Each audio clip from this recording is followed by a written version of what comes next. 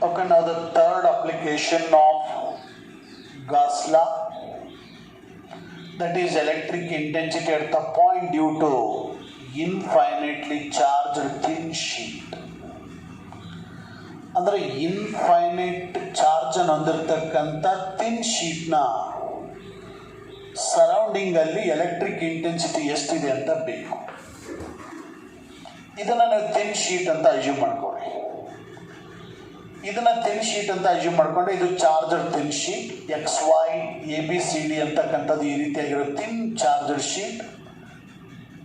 ಹಾಗಾದರೆ ಇಲ್ಲಿ charge infinite ಇದೆ, ಇದರಲ್ಲಿ surface charge density plus sigma ಇದೆ. ಈಗ ಇದು ಚಾರ್ಜರ್ ಶೀಟ್ ಆಗಿಂದ ಇದು ಸರೌಂಡಿಂಗಲ್ಲಿ ಈ ಕಡೆಗೂ ಎಲೆಕ್ಟ್ರಿಕ್ ಫೀಲ್ಡ್ ಪ್ರೊಡ್ಯೂಸ್ ಆಗುತ್ತೆ, ಈ ಕಡೆನೂ ಎಲೆಕ್ಟ್ರಿಕ್ ಫೀಲ್ಡ್ ಪ್ರೊಡ್ಯೂಸ್ ಆಗುತ್ತೆ. ಹಾಗಾಗಿ ಈ ಶೀಟಿಂದ ಈ ನಿಯರ್ ಆಗಿ ಇಲ್ಲೊಂದು ಪಾಯಿಂಟನ್ನು ಚೂಸ್ ಮಾಡ್ಕೊಳ್ತೀವಿ, ಇಲ್ಲಿ ಎಲೆಕ್ಟ್ರಿಕ್ ಇಂಟೆನ್ಸಿಟಿ ಎಷ್ಟಿದೆ ಅಂತ ಬೇಕು. ಹಾಗೆಯೇ ಇಲ್ಲಿನೂ ಸಹಿತ ಅಷ್ಟೇ ಎಲೆಕ್ಟ್ರಿಕ್ ಇಂಟೆನ್ಸಿಟಿ ಪ್ರೊಡ್ಯೂಸ್ ಆಗುತ್ತೆ. ಹಾಗಾಗಿ ಈ ಒಂದು ಥಿನ್ ಚಾರ್ಜರ್ ಶೀಟ್ನ ಸರೌಂಡಿಂಗಲ್ಲಿ ಈ ಪಾಯಿಂಟಲ್ಲಿ ಮತ್ತು ಈ ಪಾಯಿಂಟಲ್ಲಿ ಎಲೆಕ್ಟ್ರಿಕ್ ಇಂಟೆನ್ಸಿಟಿ ಬೇಕು, ಪೆನ್ ಇಟ್ಟಿದ್ದೀವಲ್ಲ ಆ ಪಾಯಿಂಟಲ್ಲಿ.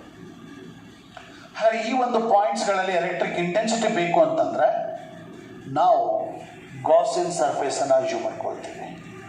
ಇಲ್ಲಿ ಸಿಲಿಂಡ್ರಿಕಲ್ ಗಾಸಿಯನ್ ಸರ್ಫೇಸನ್ನು ಅಸ್ಯೂಮ್ ಮಾಡ್ಕೊಂಡಿದ್ದೀವಿ with respect to P point. ಅಂದರೆ ಇಲ್ಲಿ ಕ್ಯೂ ಪಾಯಿಂಟ್ ಆದರೆ ಇಲ್ಲಿ ಪಿ ಪಾಯಿಂಟ್. ಈ ಪಿ ಮತ್ತು ಕ್ಯೂ ಪಾಯಿಂಟ್ಗೆ ಕರೆಸ್ಪಾಂಡಿಂಗ್ ಆಗಿ ಒಂದು ಸಿಲಿಂಡ್ರಿಕಲ್ ಗಾಸಿಯನ್ ಸರ್ಫೇಸನ್ನು ಅಸ್ಯೂಮ್ ಮಾಡ್ಕೊಂಡಿದ್ದೀವಿ. ಹಾಗಾದರೆ ಒಂದೊಂದು ಏರಿಯಾದ ಎಂಡ್ ಫೇಸ್ ಏರಿಯಾ DS ಇದೆ, ಇದರ ಎಂಡ್ ಫೇಸ್ ಏರಿಯಾ DS ಇದೆ. ಈಗ ಈ ಎಂಡ್ ಫೇಸ್ ಏರಿಯಾ ಕ್ಯೂ ಪಾಯಿಂಟಲ್ಲಿರೋ ಎಲೆಕ್ಟ್ರಿಕ್ ಇಂಟೆನ್ಸಿಟಿ ಈ ಬೇಕು, ಈ ಪಿ ಪಾಯಿಂಟಲ್ಲಿ ಇರ್ತಕ್ಕಂಥ ಎಲೆಕ್ಟ್ರಿಕ್ ಇಂಟೆನ್ಸಿಟಿ ಇಲ್ಲಿ ಬೇಕು. ಹಾಗಾದರೆ ಈ ಒಂದು ಸಿಲಿಂಡ್ರಿಕಲ್ ಸರ್ಫೇಸ್ನ ಒಳಗಡೆ ಇರ್ತಕ್ಕಂಥ ಚಾರ್ಜ್ ಪ್ಲಸ್ ಕ್ಯೂ ಇದೆ. ಅದರ ಸೆಂಟ್ರ್ನಿಂದ ಕ್ಯೂವರೆಗೆ ಇರ್ತಕ್ಕಂಥ ಡಿಸ್ಟೆನ್ಸ್ X ಇದ್ದರೆ ಸೆಂಟ್ರಿಂದ Pವರೆಗೆ ಇರ್ತಕ್ಕಂಥ ಡಿಸ್ಟೆನ್ಸು ಅಷ್ಟೇ ಇರಬೇಕು, X. ಈಗ ಈ ಚಾರ್ಜರ್ ಶೀಟ್ ಆಗಿಂದ ಎಲೆಕ್ಟ್ರಿಕ್ ಫ್ಲಕ್ಸ್ ಪಾಸ್ ಆಗ್ತದೆ. This is the electric flux passing normally through this area DS ಅಂತಕ್ಕಂಥ ಏರಿಯಾದಲ್ಲಿ ಪಾಸ್ ಆಗಿರೋ ಎಲೆಕ್ಟ್ರಿಕ್ ಫ್ಲಕ್ಸ್ ಬೇಕು. Formula phi is equal to E cos theta into DS. ಅದರ ಇಂಟಿಗ್ರೇಷನ್ ತೊಗೊಂಡಿಲ್ಲ, ಯಾಕಂದರೆ ಇಲ್ಲಿ ಸ್ಮಾಲ್ ಎಲಿಮೆಂಟಲ್ ಏರಿಯಿಂದ ಇಂಟಿಗ್ರೇಷನ್ ಮತ್ತು summation neglect ಮಾಡಿದ್ದೀವಿ.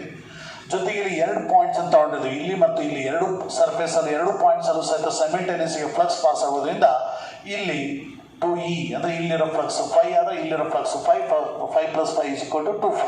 ಹಾಗಾಗಿ phi is equal to 2E cos theta into DS.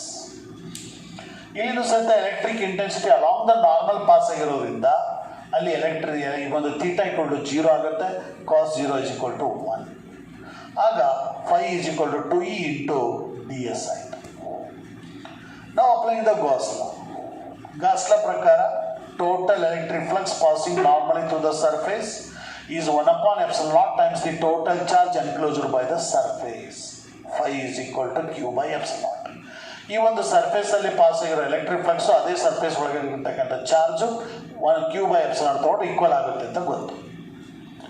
ಈಗ instead of phi Q by epsilon naught substitute ಮಾಡಿ, ಆಗ Q by epsilon naught is equal to 2E into DS. Correct as equation number 1.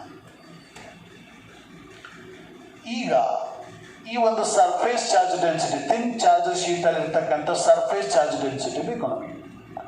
Surface charge density ಅಂದರೆ formula ಗೊತ್ತಿದೆ, amount of charge per unit area on the surface of conductor.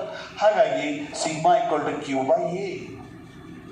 ಹಾಗಾದರೆ ನಮಗೆ DS ಏರಿಯಾದಲ್ಲಿ ಇರ್ತಕ್ಕಂಥ charge Q ಗೊತ್ತಿದೆ, ಹಾಗಾಗಿ sigma equal to Q by DS. ಅಂದರೆ ಈ ಒಂದು ಪೋರ್ಷನ್ನಲ್ಲಿರೋ ಸರ್ಫೇಸ್ ಚಾರ್ಜ್ ಡೆನ್ಸಿಟಿ ಬೇಕಂದರೆ ಈ ಒಂದು ಚಾರ್ಜ್ ಈ ಏರಿಯಾ ತಗೊಳ್ತಾ ಇದ್ದೀವಿ. ಓಕೆ, ಹಾಗಾಗಿ sigma equal to Q by DS.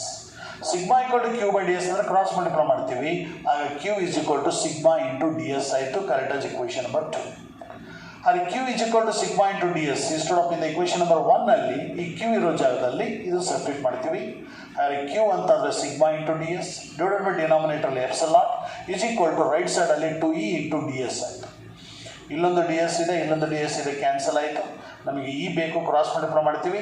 E is equal to sigma divided by 2 epsilon naught.